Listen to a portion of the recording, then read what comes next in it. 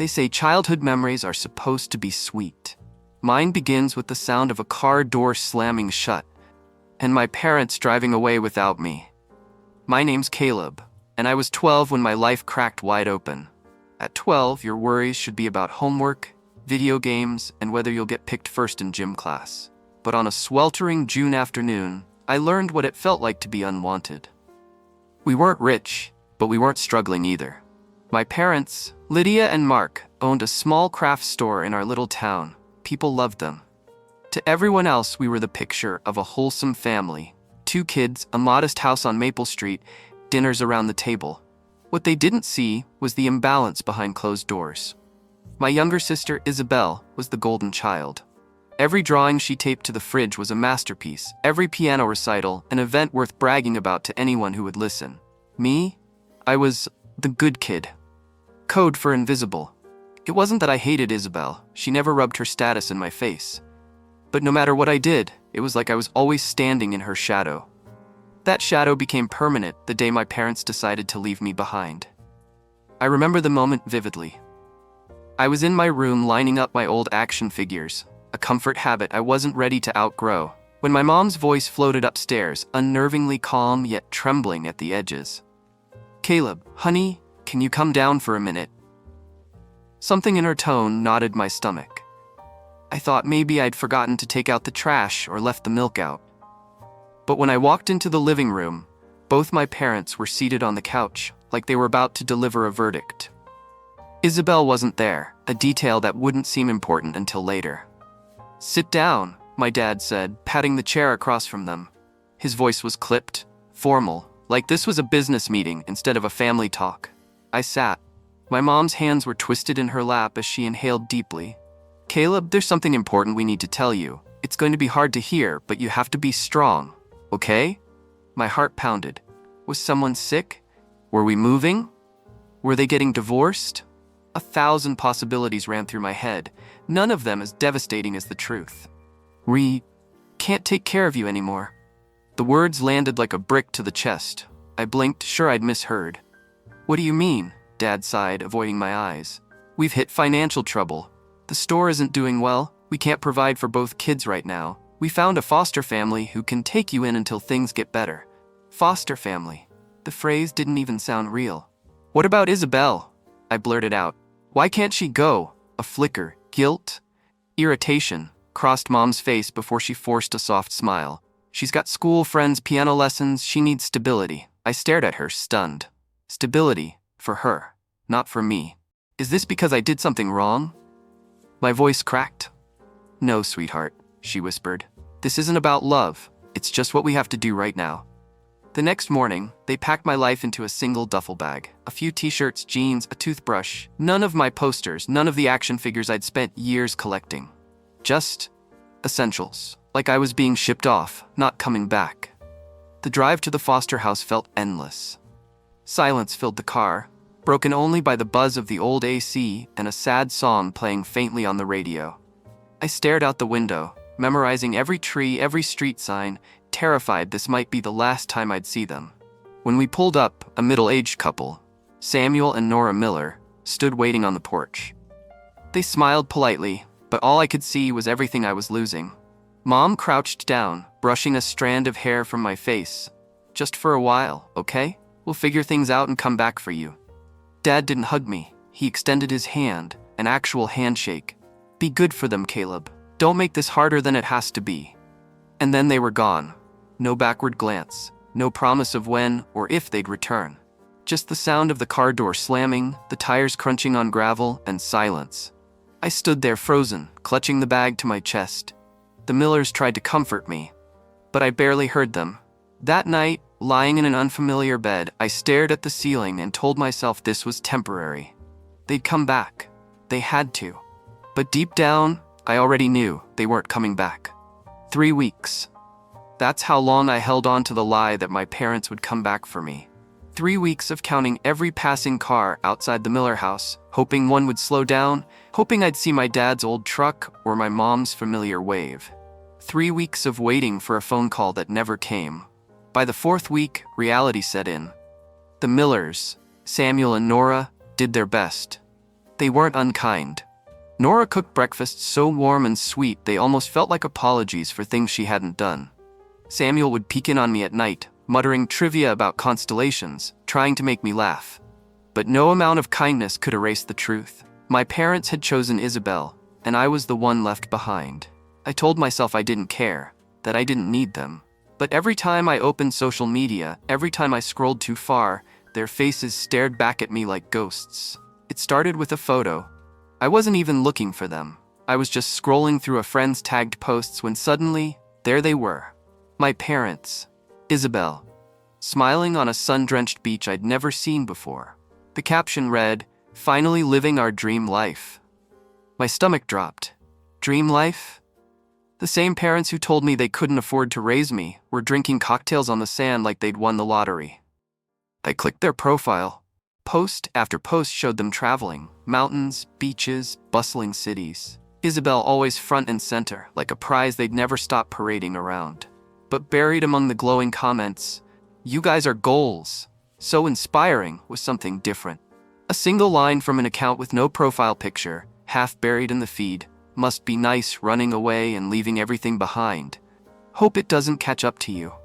My finger froze over the screen. Running away? Leaving everything behind? I scrolled further. Another cryptic comment. Guess skipping town was worth it after all. My heart pounded. This wasn't just bitterness about me. These comments felt pointed. Like whoever wrote them knew something deeper, something uglier. I clicked the account, but it was private. No posts, no profile picture, just a blank circle and silence. Still, the words burned in my brain. Hope it doesn't catch up to you. What did that mean? The next day, I couldn't stop thinking about it. While Nora made pancakes, while Samuel drove me to school, while classmates asked where I was from, my mind replayed those words like a broken record. I knew I shouldn't care. They'd abandoned me. Why dig deeper? But curiosity has teeth, and mine sank in hard. That night, while the Millers watched TV, I crept back onto my phone. I scoured my parents' travel blog, reading every entry. Tropical beaches, city skylines, mountain trails. Buried in between the self-congratulations were occasional slips, mentions of finally free, leaving it all behind, no more baggage. No more baggage. Was I the baggage? Or was there something else they'd left behind? Weeks turned into months. I settled into life with the Millers, joined debate club, started tutoring younger kids after school. But no matter how much I built a new routine, I couldn't shake the gnawing question, why did they really leave me? Then, on an ordinary Tuesday, I found my first clue. I came home from school early, half day for teacher training, and heard voices in the dining room. I froze in the hallway, unseen. "Does he know?" Nora whispered. "Not yet," Samuel replied.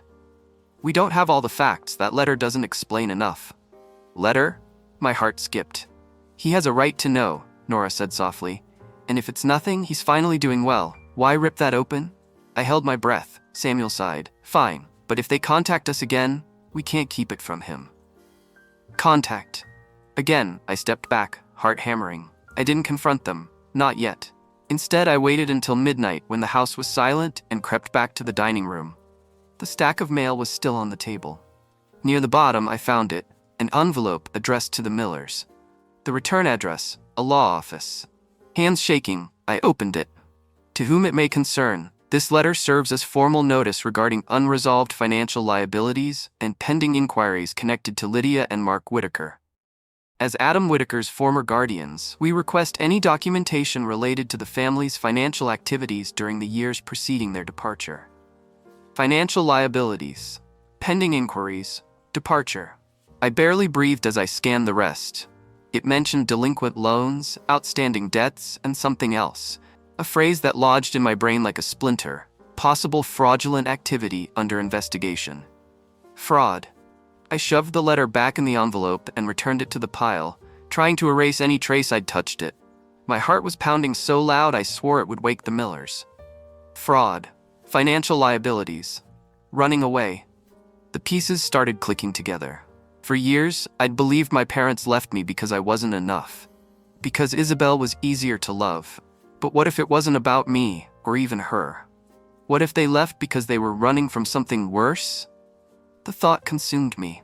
I couldn't tell the Millers I'd snooped. I couldn't ask Isabel, she was still traveling with them back then. So I kept it inside, a storm building quietly behind my calm exterior.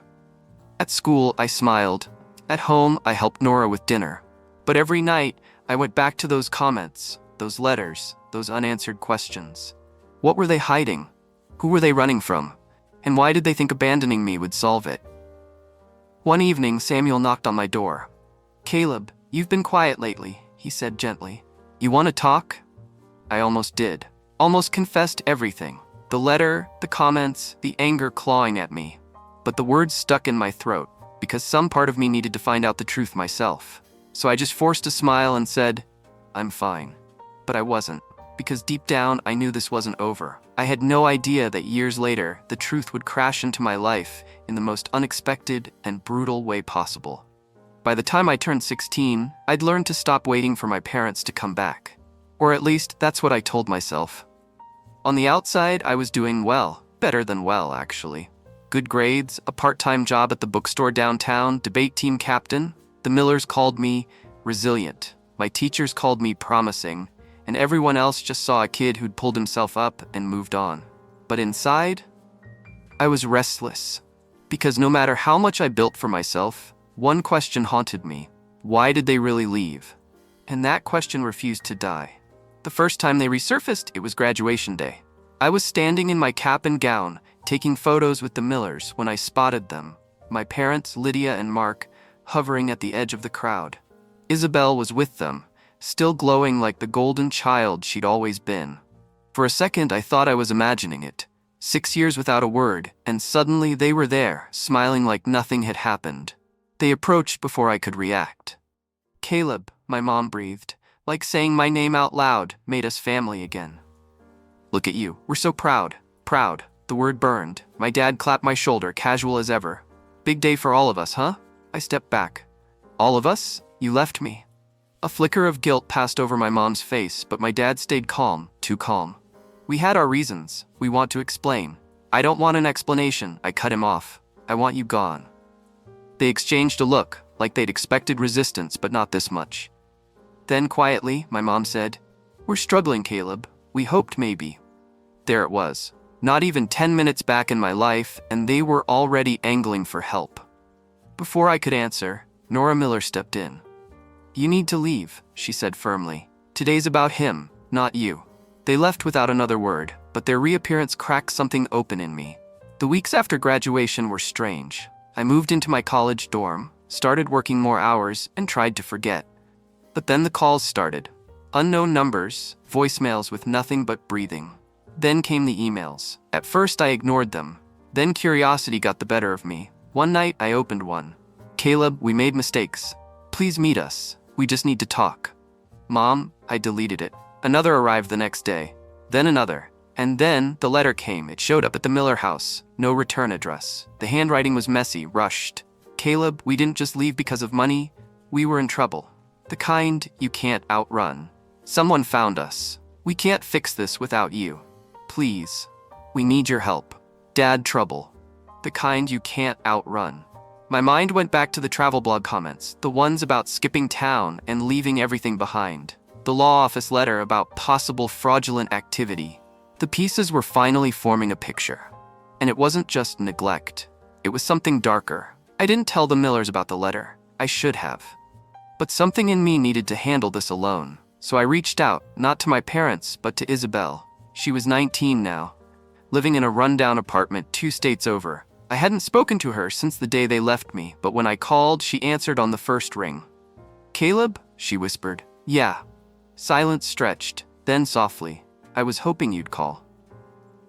We met at a diner off the interstate halfway between us. She looked older, tired. The perfect golden child glow was gone. "You got their letter," she said, not even bothering to ask. I nodded. "What are they talking about? Trouble they can't outrun? Fraud?" Isabel hesitated. Her hands trembled as she stirred her coffee. "You were too young to know, but when Dad's business tanked, they didn't just go broke. They cut corners, took money from people they shouldn't have, promised paybacks they couldn't make." I frowned. "Like loans?" "Worse," she whispered. "People they owe aren't banks. They're the kind who don't forget. That's why we left. They weren't just running from debt, they were running from threats." My stomach turned. So they dumped me to save themselves? Isabel's eyes filled with tears. They thought you'd be safer without them. But then they kept running, and now it's catching up. Her words hung heavy between us. Why contact me now? I asked finally. Because they've got nowhere else to go, Isabel said bitterly. The people after them found me last month. I don't even know how. I moved twice. But they always know. And now Mom and Dad think if they can get you to forgive them, maybe you'll help. Or maybe they just think you're still that 12-year-old who'll do whatever they say. I stared at her. Do you believe them? That they want forgiveness? She laughed, a harsh, humorless sound. They don't want forgiveness, Caleb. They want a lifeline. On the drive back to campus, my head spun. Everything I thought I knew about that day they left, every story they fed me about financial struggles and hard decisions, it was all a cover. They hadn't just abandoned me, they'd sacrificed me. And now they were back, desperate, dragging their chaos to my doorstep. I told myself I didn't care, that I was done. But part of me, the part that still wondered if I was to blame, couldn't walk away. Not yet. 2 nights later, I got another email. This time, it wasn't just a plea, it was a threat. If you don't meet us, Caleb, they'll come after you next. Dad, I read it 3 times, my hands trembling. Who was they? Was it true or just another manipulation? I didn't know, but I knew one thing, this wasn't over. Whatever secret they were hiding, it was about to explode. I didn't sleep the night I got that email. I must have read it 100 times, pacing my dorm room, trying to decide if it was real or just another manipulative ploy. My parents had lied to me before, so many times in so many ways, that trusting them now felt impossible. But the way it was written, the panic in those 7 words, they'll come after you next, it got under my skin. By sunrise, I'd made a decision. I wasn't meeting them alone. The first person I told was Isabel. She was the only one who'd been close enough to understand the mess we both inherited. I forwarded her the email and asked one simple question. Is this true? Her reply came within minutes. Yes. Meet me first. There's something you don't know. We met that evening at the same diner as before. The hum of neon lights buzzing overhead, the smell of burnt coffee clinging to the air. Isabel looked even more wrecked than the last time. Dark circles under her eyes, shoulders hunched like she'd been carrying the weight of the world. They're desperate, she said before I even sat down. And when they're desperate, they do stupid things. Dangerous things. I slid into the booth. Like what? She hesitated. You know how I told you they borrowed money from the wrong people? That wasn't the whole story. I waited. They didn't just borrow, she whispered. They stole. From people who don't forgive theft. Dad got mixed up in a fake investment scheme, took deposits from families in town, promised big returns. When it collapsed, he disappeared. Those people, they lost everything. And now they want payback. My stomach dropped. So why warn me? I had nothing to do with it. That doesn't matter, Isabel said. They think blood makes you responsible. And Dad, he told them things about you, where you went to school, where you live now. I stared at her, barely able to breathe. You're saying these people know about me? She nodded. And they think you might know where the money is. I don't. I know, but they don't care. Silence hung heavy between us until I finally asked the question that had been gnawing at me since this all started. Why now? Why reach out after all these years? Isabel's voice cracked. Because they burned every other bridge. Everyone else who helped them, they used them up, and now you're the last person left. That should have been my cue to walk away, to cut ties once and for all. But some part of me needed answers, needed to hear the truth from them, no matter how ugly it was. Set it up, I told Isabel. One meeting, somewhere public. The next night, we met at a rest stop off the highway, halfway between my campus and the rundown motel where my parents were supposedly staying. The place was deserted, except for the flicker of vending machine lights and the hum of passing semis. I stood in the shadows, heart hammering in my chest, when their beat-up sedan pulled in. The doors opened, and there they were. Lydia looked older, thinner, her once polished hair now stringy and dull. Mark looked worse, sunken cheeks, bloodshot eyes, hands that wouldn't stop fidgeting. Neither of them looked like the smiling faces I'd seen on that travel blog all those years ago. For a moment, none of us spoke. Then my mom stepped forward. Caleb, she said softly, thank you for coming. I crossed my arms. I didn't come for you. I came for answers. My dad glanced around nervously, his voice low. We don't have much time. They're watching us. Who? I snapped. Who are they? He swallowed hard. Investors. People I borrowed from. When the business failed, I couldn't pay them back. They want the money or blood. And you think they'll come after me? My mom flinched. They already asked about you. I clenched my jaw. Then why contact me? Why drag me into this? Because, my dad said, his voice breaking for the first time, you're the only one they might believe.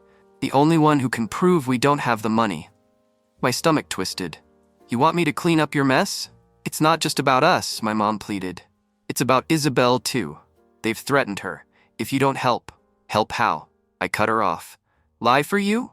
Pay them off? I don't have that kind of money, and even if I did, I wouldn't give you a dime. My dad's face hardened, the desperation in his eyes curdling into anger. You think you're better than us now? He hissed. Living your perfect little life with your foster family? You wouldn't even have that if we hadn't. If you hadn't abandoned me, I shot back. You left me on a stranger's porch and called it love. The silence that followed was deafening. Then suddenly, headlights swept across the lot. A black SUV slowed as it passed, windows tinted too dark to see inside. My dad stiffened, his hand twitching toward me like he wanted to pull me closer. But I stepped back. They're here, he muttered. We have to go. Not with me, I said. You made your choices. Live with them. Caleb, please, my mom begged. You don't understand. No, I said, voice shaking but firm. I understand perfectly. I turned and walked away, not looking back as they scrambled into their car and peeled out of the lot. My pulse was pounding, adrenaline buzzing through my veins, but beneath it all was a strange, sharp clarity. Whatever storm they were caught in, I wasn't going to let it pull me under. But as I got into my own car, I couldn't shake one thought. If those people were really after them, what would they do when they realized I wasn't helping? The message came 3 nights later, a single text from an unknown number. Your parents ran. We know where you are. My blood turned to ice. I didn't call anyone, not Isabel, not the Millers. Some part of me knew that dragging them into this would only put them in danger. Instead, I packed a single bag and drove. Not away, but toward the storm. I didn't know exactly where the confrontation would happen, but I knew where to start. The motel where my parents had been hiding. By the time I got there, the parking lot was nearly empty. Their sedan was gone. But in one corner, a black SUV sat idling, its engine humming low, lights off, windows tinted pitch black. I stepped inside the lobby, my pulse pounding so hard it drowned out the hum of the vending machine. The night clerk barely glanced up, too busy scrolling on his phone. Room 12, I said. He didn't ask for ID, didn't even blink, just nodded toward the far end of the hall. The hallway reeked of mildew and cigarette smoke. I could hear shouting behind one of the doors, low, guttural voices, punctuated by my father's desperate tone. Told you, we don't have it. Then you better find it, old man. My hand hovered over the door handle. Every instinct screamed at me to run, but I didn't. I pushed the door open. Inside, chaos. My dad was on his knees, hands bound with duct tape. My mom sat in the corner, sobbing quietly. 2 men in dark hoodies stood over them, one holding a bat, the other scrolling through my dad's phone. The bat-wielding man turned at the sound of the door, his eyes locked on mine. Well, he drawled. The prodigal son. For a moment, nobody moved. Then my mom's voice cracked through the tension. Caleb, run. I didn't. Let them go, I said, forcing my voice to stay steady. You want me? I'm here. The man with the bat grinned. We don't want you, kid. We want what your dad stole, Elia, but maybe your leverage. Listen, I said, taking a step closer. I don't know where their money is. I never had anything to do with this. You want proof? I'll give it to you. The other man snorted. Proof? You think this is about paperwork? But I wasn't bluffing. Slowly, I reached into my bag and pulled out a folder, the one Isabel had helped me recover from their abandoned storage unit. Inside were all the documents I'd found, forged contracts, unpaid loans, even a fake investment ledger my dad had created. It was everything. Evidence that not only were my parents broke, but they'd scammed half the town and had nothing left to give. I tossed it on the bed. Read it. You're wasting your time. The men exchanged a look. One grabbed the folder, flipping through the pages. I could see the shift happen in his face. The realization that my parents had burned everyone, including them. "You're telling me," he muttered, "they stiffed us and lied about having cash stashed away?" My dad tried to speak up. "We can get it back. Just give us." The man swung the bat, slamming it against the wall an inch from my dad's head. "Shut up!" The room erupted in shouting, my parents begging, the men cursing, me standing frozen in the doorway. Then, suddenly, headlights swept through the window. Another car. Police sirens. I didn't even have time to process it. The men bolted for the back door, disappearing into the night. Moments later, officers flooded the room, guns drawn, shouting commands. My parents were screaming, insisting it was all a misunderstanding. I just stood there, numb, as they were handcuffed and led away. Hours later, I sat in a stark, white interview room, retelling everything I knew. The stolen money, the scams, the threats, the years of abandonment. The detective listened quietly, nodding in all the right places. When I finished, he closed his notebook and said, "You did the right thing, son. You don't owe them a damn thing." For the first time in years, I almost believed it. The trial was quick. My parents took a plea deal for fraud and theft, sentenced to years behind bars. I didn't attend the sentencing. Isabel did. She said they looked hollow, like they'd finally run out of excuses. When she asked if I wanted a message from them, I shook my head. There was nothing left to say. Graduation came and went. I bought my first house not long after, a small place with creaky floors and too much charm to care. Isabel visited often. So did the Millers, who refused to let me call them anything but family. Sometimes, late at night, I'd think about the boy I used to be, the one left on that porch with a single duffel bag and 1,000 questions. He deserved answers. He deserved love. And for the first time, I could finally give him both. When people ask me how I survived, how I went from abandoned kid to building a life worth living, I tell them the truth. You can't choose the family you're born into. But you can choose the family you build.